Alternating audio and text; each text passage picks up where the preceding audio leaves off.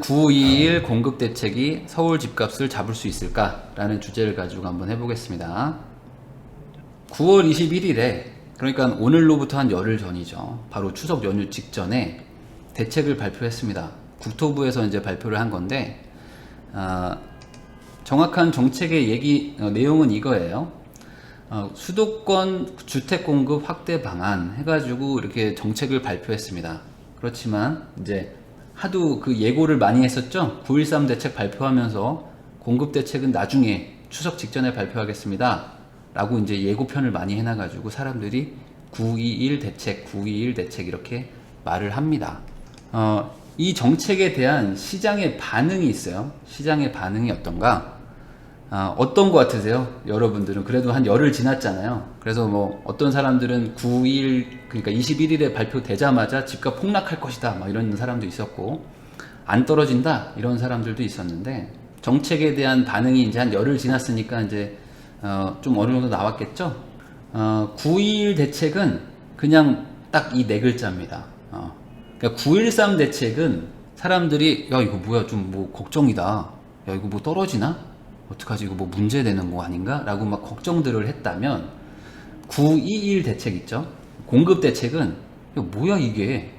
라고 정의할 수 있습니다. 자, 이 내용은 그냥 아주 단순하게 얘기하면은 이겁니다. 서울에 공급할 거야. 그렇지만 지금은 협의 중이라서 말은 못 해준다. 그렇지만 서울에 공급할 거다. 라고 한 게 끝이에요, 사실. 제가 부정적으로 얘기하는 게 아니고요. 실제로 그 정책의 보고서를 쭉 읽어보면은 큰 맥락은 이겁니다. 서울에 공급도 할 건데 지금은 협의 중이다. 그러니까 뭐야 이게? 라고 하는 거죠. 자, 하나씩 살펴보겠습니다. 자, 9.21 대책은 9.13 대책의 후속 조치고요. 9.13 대책은 저번에 한번 다뤘죠. 그러니까 보세요. 9.13 대책의 그 내용을 하나로 그냥 정리하면은 수요를 억제하겠다 이겁니다. 대출도 규제하고 집도 못 사게 하고 뭐 하여간 너 걸리기만 해봐. 뭐 종부세 엄청 올릴 거야. 너 보유해도 세금 엄청 내고 팔면 양도세도 엄청 내야 돼. 사지 마. 그러니까 사지 말고 너 그냥 집 사지 말고 있는 것도 팔어 라는 게 9.13 대책이었어요. 그러면 9.21 대책은 뭐냐? 간단한 거예요. 그냥 9.21 대책은 공급 늘려주겠습니다. 그러니 이 두 정책을 합치면 이 말로 이제 정리가 되는데 급하게 사지 마세요. 그리고 내가 다주택자들 집을 팔게 만들게요. 그러면 나오는 거를 무주택자가 사세요. 내가 대출해 줄 테니까. 그리고 1주택자들 집 사지 마세요. 2주택자들 파세요. 3주택자들 니네는 당장 팔아라. 이렇게 막 겁을 팍 줬어요. 그리고 혹시나 사기 싫으신 분들은 조금만 기다려 보세요. 그러면 내가 집을 더 지어드릴게요. 공공주택을 지어드릴게요. 임대주택을 지어드릴게요. 기다려봐요. 라고 하고 싶은 것 같아요. 정부의 의도는. 자, 그러면 정부의 문제 인식을 다시 한번 보면 보고서에 나오는 겁니다. 이 국토부에서 발표한 이 보고서에 있어요. 그거를 제가 조금 압축한 거지 뭐 일부러 나쁘게 해석하고 그런 거 전혀 아닙니다. 오해하시면 안 돼요. 보고서에 나오는 내용은 뭐냐면 2022년까지 서울하고 수도권에 공급은 문제가 없다 라고 보고서에 써 있어요. 이게 뭐 맞는지 아닌지는 몰라도 그럼 이번 정책은 뭡니까? 왜 공급을 더 합니까? 라는 거에 논리가 있어야 되잖아요. 그래서 보고서에 있는 내용입니다. 이번 정책은 2022년 이후에도 공급이 필요할 수 있으니까 그 부분에 대한 대책이다 라고 적혀 있습니다. 그리고 그 보고서 안에 최근에 집값이 올라간 거는 내 집 마련에 대한 불안감이 있는 사람들이 조금 생겨서 그 사람들이 또 일부 작용을 한 것 같다 라고 적혀 있습니다. 그러니까 내 집 마련에 대한 불안감이 왜 생겼는가 이거에 대해서는 얘기는 없어요. 그냥 사람들이 갑자기 내 집 마련에 대한 불안감이 생겼는지 그냥 갑자기 너도 나도 사겠다고 달려드니 가격이 좀 올랐다 라는 말로 들려요. 근데 참 이거는 좀 왜 계속 이렇게 주장을 하려고 하는 건지 모르겠는데 어쨌든 조금 이따 다시 또 얘기를 해볼게요. 그래서 이 보고서도 그렇고 뭐 9.13 대책도 그렇고 8.27 대책도 그렇고 전부 다 지금의 현실과는 조금 동떨어진 인식을 지속적으로 하고 있어요. 경기도에 사는 분들은 좀 못 느끼실 수도 있는데, 서울에 진짜 내가 집이 필요하신 분들 있잖아요. 네. 내가 집을 하나 사가지고 거기로 이사 가고 싶은 사람들, 그런 사람들이나 아니면 뭐 전세를 좀 구하려고 어디 좋은 집을 하나, 뭐 강남권이나 아니면 뭐 마포나 뭐 성동이나 뭐 용산이나 이런데 내가 집을 하나 필요해서 얻어야 되는 사람들 입장에서는 지금 돌아다녀 보면 매물도 없고, 뭐 팔겠다는 애들을 엄청 비싸게 내놓고, 근데 또 그게 또 며칠 지나면 또 팔리고, 그러니까 막 답답한 상황이고, 집은 필요한데 막 돈은 들고 있는데 계속 집값은 올라가고, 막 이런 답답한 상황이 있거든요. 그런데 그거에 대해서 정부는 전혀 그거를 못 본 채 하는 건지 정말 모르는 건지 모르겠어요. 그냥 문제 없다 이러고 있어요. 이거는 제가 봤을 때 좀 그거야말로 문제 인식이 좀 잘못됐는데, 어쨌든 좀 진행을 해보겠습니다. 그래서 9.21 공급 대책을 조금 뭐 간단하게 다뤄볼 거야. 뭐 세부 보고서를 제가 다루진 않을 거고, 그냥 내용을 좀 최대한 정리를 했으니까 얘기를 한번 좀 정리해서 얘기를 드려보면, 첫 번째가 이겁니다. 수도권에다가 30만 채를 더 지어드리겠습니다. 이겁니다. 이게 큰 꼭지예요.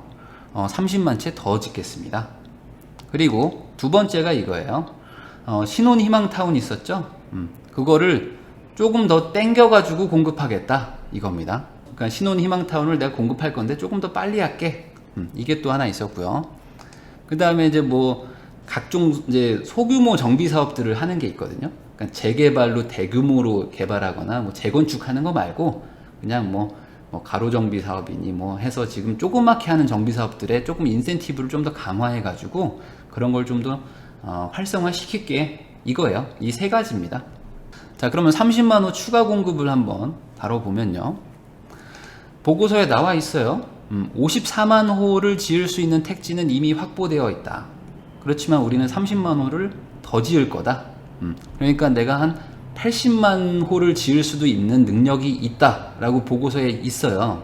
그리고 서울에도 한 1만 호 정도, 한 10,000채 정도는 내가 더 지을 생각이니까 이 정도 공급을 할 거니 사기 싫은 사람들은 기다리세요. 급한 마음을 갖는 분들은 조금 느긋한 마음을 가지고 좀 기다리세요. 이겁니다.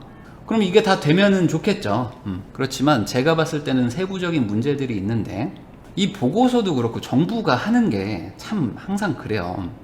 보면 약간 좀 의도해서 좀 해석을 좀 더 긍정적으로 하게 만들려고 하는 건지는 몰라도, 뭐 정치를 해야 되니까 그럴 수 있겠지만, 택지를 확보했다라는 의미가 내가 당장이라도 80만 채를 지을 수 있다, 이 의미처럼 들리게 보고서를 쓰는데 절대 그렇지가 않습니다.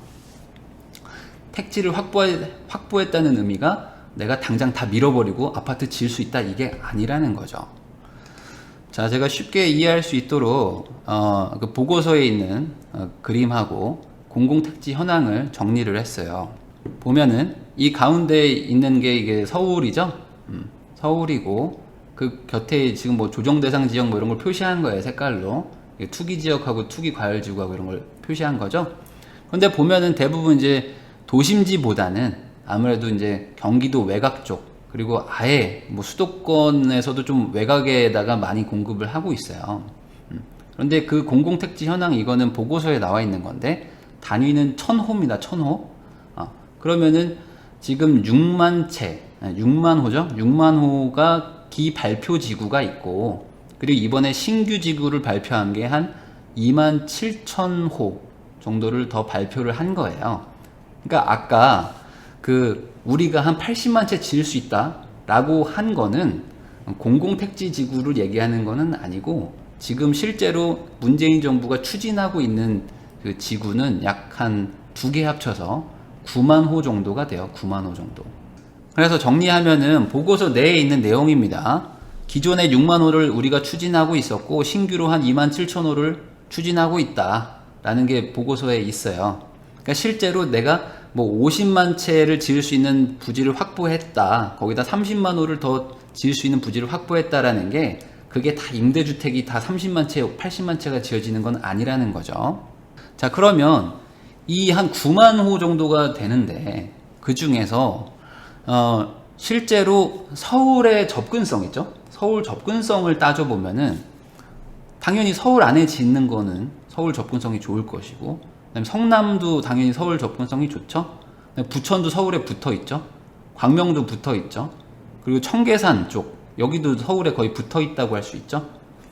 그러면 얘네들이 사실상 우리 그 어떤 서울 집값에 영향을 줄 수 있는 그런 공급인데, 그 공급은 약 24,000호 정도가 됩니다. 그래서 실제 공급량 중에 한 30% 정도가 이제 서울에 좀 접근성이 좋고요. 나머지 한 70% 정도는 서울에서는 좀 그래도 좀 거리가 좀 멀리 있는, 약간 서울 출퇴근하기에는 조금 부담이 있는 그런 곳에 지금 분포되어 있어요. 그러면 이 지구들이 지금 실제로 다 밀어버리고 다 보상이 끝났고 지금 뭐 착공해서 공사를 하고 있는가? 아니다. 아니고요. 대부분 다 지금 그냥 지구를 발표만 했고, 아직 거주민이나 뭐 거기 토지주들하고 뭐 지금 뭐 협의도 잘 안 되고, 어떤 곳은 또 막 지금 뭐 해지해달라고 뭐 지금 뭐 비상대책위원회들 만들고 또 뭐 지금 데모 준비하고 막 그러고 있고요. 뭐 전혀 진행이 안 되고 있는 곳도 많다. 그러니 지금 정부가 말하는 것처럼 우리 뭐 금방 공급할 거야 라고 얘기를 써놨지만 그게 쉽지는 않을 수 있다 이겁니다. 쉽게 얘기하면은 그냥 지정만 했다, 지구를 지정만 했다 뿐이지 아직 산 넘어 산이다 라고 보시면 돼요. 뭐 예를 들어 진접 2지구가 있어요. 남양주의 진접 2지구에다가 지금 뭐 만 몇천 세대를 지금 짓는다고 하는데, 거기도 보면 지금 뉴스를 검색해 보면은 뭐 생존권 대책위원회 이런 게 막 지금 생겼습니다. 그리고 뭐 하여간 지금 뭐 문제가 지금 있어요. 거기다가 지금 뭐 대야미 뭐 이쪽 그쪽도 좀 그렇고, 지금 광명 쪽도 그렇고, 지금 지구 발표는 했지만 진행이 조금 난감한 곳들이 좀 있습니다. 뭐 엊그제죠? 엊그제 9월 27일에 광명시장이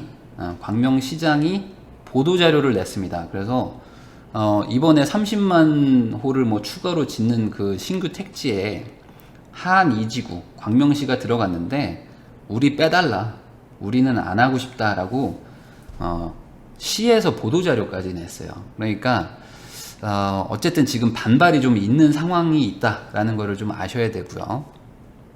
그리고 아까 말했던 서울에 지금 공급을 한 1만 채 정도 하겠다라고 한 것도 실질적으로는 약 지금 한 1700세대 정도만 지금 발표가 요번에 됐고, 나머지 한 9000세대 정도는 협의 중이다. 협의가 다 끝나면 그 다음에 내가 뭐 발표할 테니까 조금 기다려달라, 이렇게 좀 또 뒤로 밀어놨어요. 그러니까 사실 가장 중요한 거, 우리가 가장 궁금해하는 거는 서울에 공급을 얼마나 할 거냐 이건데, 사실 이번 정책에서도 서울의 공급은 빠져 있습니다. 그러니까 뒤로 미뤄져 있어요. 그리고 대부분은 다 경기도 수도권 외곽에 이제 집중되어 있죠. 그래서 지자체 협의가 문제가 있을 수가 있고, 또 토지주들의 또 보상 문제가 또 있기 때문에 금방 되지는 않는다. 그래서 이런 그 택지지구 조성 사업 같은 거는 빨라야 5년이고요. 보통은 한 10년도 갑니다. 이게 뭐 금방 돼가지고 갑자기 집이 만들어지고 거기에 도로가 깔리고 갑자기 고속화도로가 깔려가지고 나 이제 뭐 30분이면 서울 출퇴근되는 집이 생기나? 라고 생각하시면 절대 안 되는 거예요. 거기다가 이게 조성된다고 해도 활성화 기간이라고 뭐 표현을 하면은 뭐 맞을 것 같은데, 도시가 생기면은 끝인가요? 절대 아닙니다. 인프라들이 또 생겨야 돼요.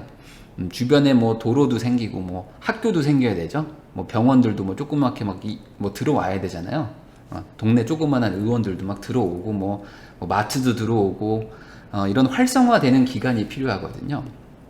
그럼 지금 동탄2도 그렇고 옛날에 광교도 그렇고 신도시들이 처음에 가면은 뭐 사람 살 곳이 못 되죠.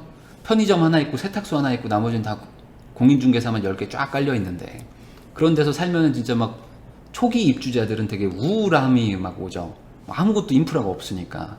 그렇게 또한 3년에서 5년 지나면 이제 착 하나하나 이제 생기면서 이제 조금 살만한 동네가 되죠. 그러니까 이런 게 지금 공급 대책이라고 나온다고 한들 내가 실질적으로 우리 가족들을 데리고 이주하려면은 한 빨라야 5년 아니면은 길면 10년 이상을 보셔야 된다. 그래야 내가 살만한 동네가 될 거예요. 빨라도. 그런데 대부분의 물량 자체가 좋은 입지도 아니에요. 다시 한번 보여드리면 아까 제가 말씀드린 거 있죠? 여기 보면 대부분 우리가 궁금해하는 건 한 여기 정도 되겠죠?